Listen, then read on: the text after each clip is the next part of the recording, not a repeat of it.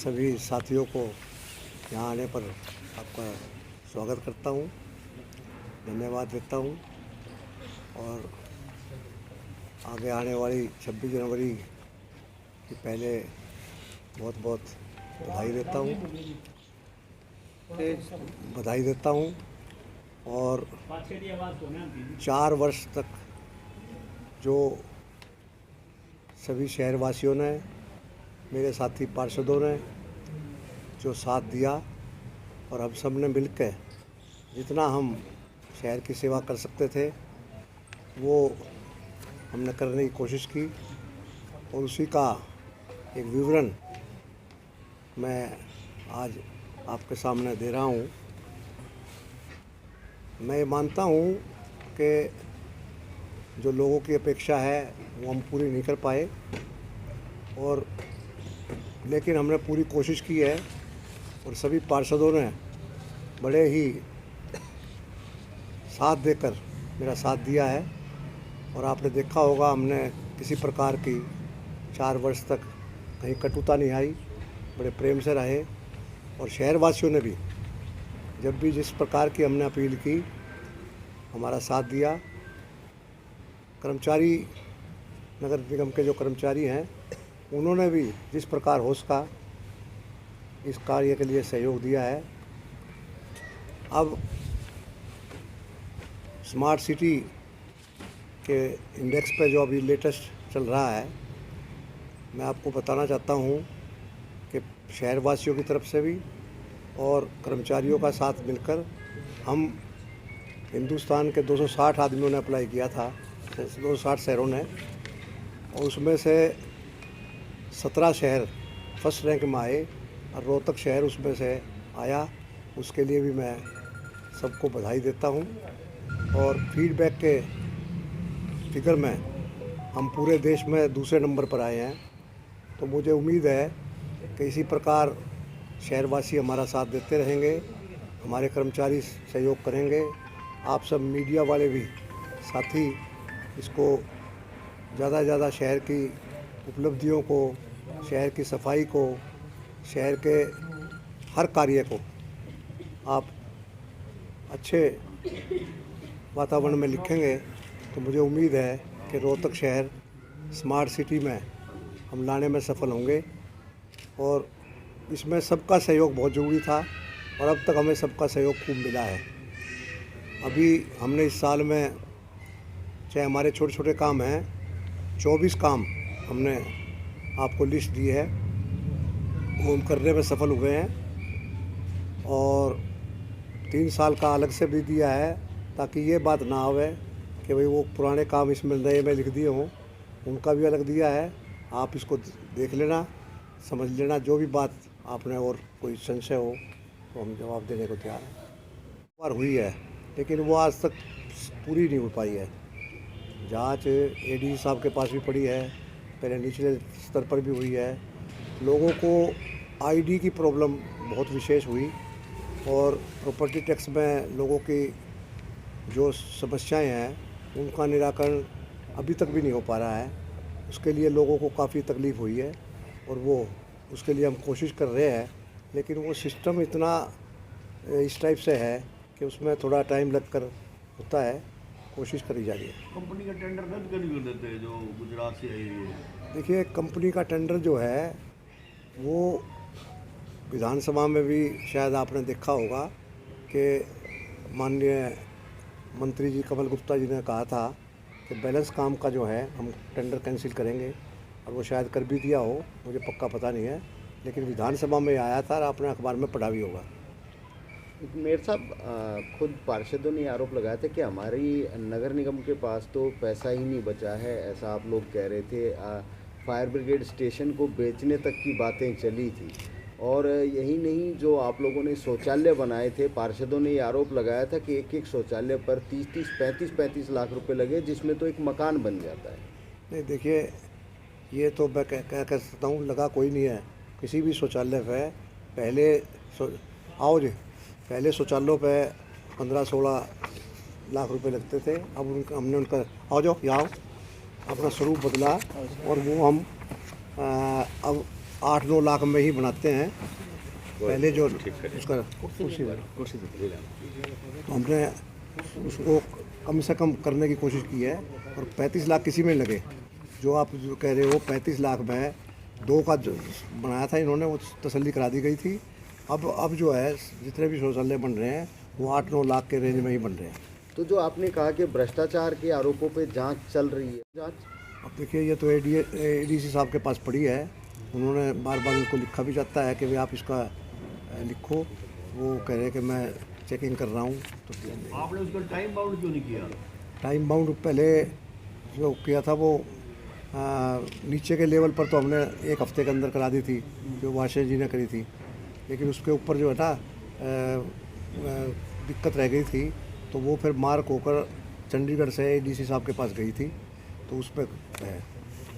Mayor साहब, आपने ये अपने कामों की लिस्ट दी है जो आपने काम कराए हैं पिछले 1 साल में और 3 साल में उससे पहले, उसकी आपने लिस्ट दी है। लेकिन साथ में आपने ये भी कहा है कि लोगों की अपेक्षाओं पे खरा नहीं उतर पाए, काफ़ी चीज़ों में कमी रह गई। तो आपको क्या लगता है जो मेजर कमियां रही वो किस चीज़ में रही?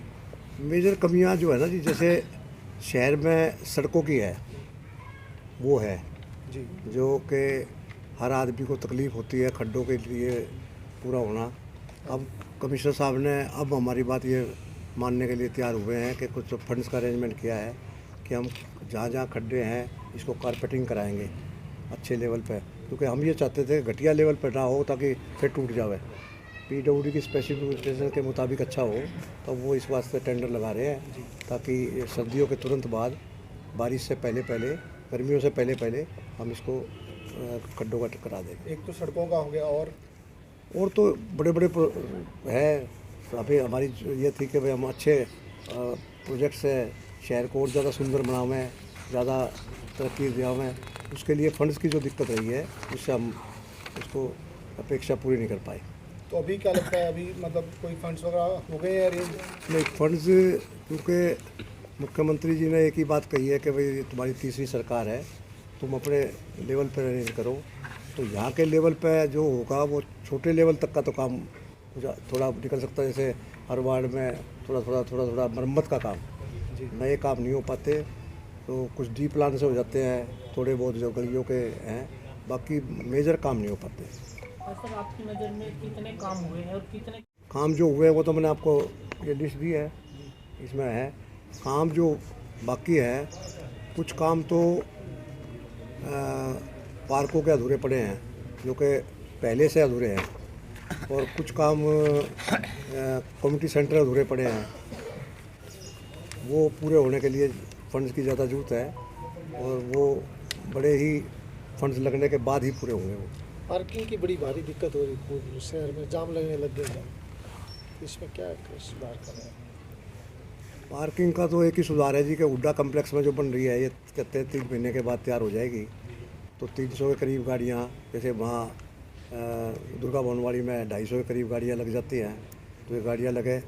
और दूसरी बात तो सब लोग साथ दे, ठीक जगह पर खड़ी करें, बीच में ना खड़ी करें, स्कूटर भी और गाड़ियाँ भी।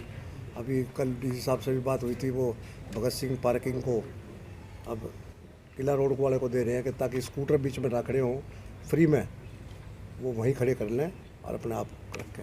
अतिक्रमण की वजह से बाजारों में बुरा हाल, आधा रोड दोनों तरफ से घेर लेते हैं, जगह बस्ती में बीचों बीच आ जाते सारा का सारा।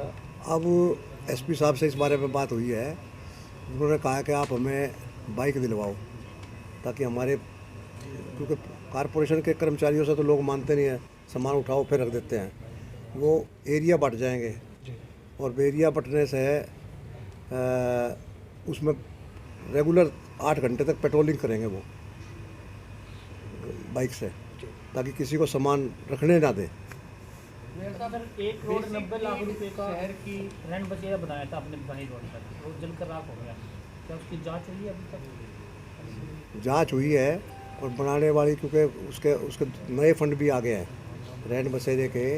1 करोड़ 5 लाख रुपया हरियाणा सरकार की तरफ से दोबारा भी आ गए हैं, उसका टेंडर लग गया है, वो बनाएंगे। उन्होंने चंडीगढ़ वालों ने ही कराया, क्योंकि ये काम जो रैन बसेरे का है उनकी टीम ही आकर वही जो उन्होंने फिक्स कर रखे ना कि भाई जो ये स्पेशल शीट भी अंदर जो लगी हैं और दूसरे टाइप से थी। उनका तो ये था कि भाई लगनी नहीं चाहिए, जलना नहीं चाहिए था, लेकिन वो जल गया। उन्होंने सीट इस टाइप से लगा रखी थी कि ताकि कभी ऐसी मिस हैपनिंग हो तो जो उसके अंदर आदमी हो वो बचे रहें, लेकिन फिर भी सीट जल गई थी तो उसकी चेकिंग उन्होंने की है। सर बेसिक नीड पानी, और आप लोग बार बार ये बोल देते हैं इसको आप लोग सस्पेंड करें या इस पर कार्रवाई करें, बावजूद इसके कोई सुधार की व्यवस्था नहीं कर रही है। देखिए, इसमें बात यह है कि ये जो पानी गंदा होता है, बेसिकली जब सीवरेज जो है ओवरफ्लो हो जाते हैं ना, उसके बाद ये ज़्यादा गड़बड़ शुरू होती है।